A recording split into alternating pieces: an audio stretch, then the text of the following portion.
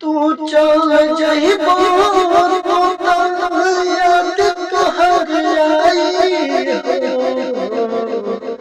तू चल जइबो तो याद तोहर आई हो।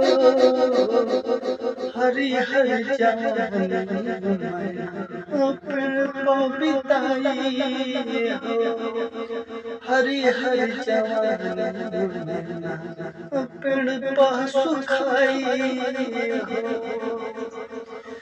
देहिया के दुख तोता, देहिया के दुख तोता तहरा बुझाई हो। हरी हरी जवानी पेड़ पर बिताई हो।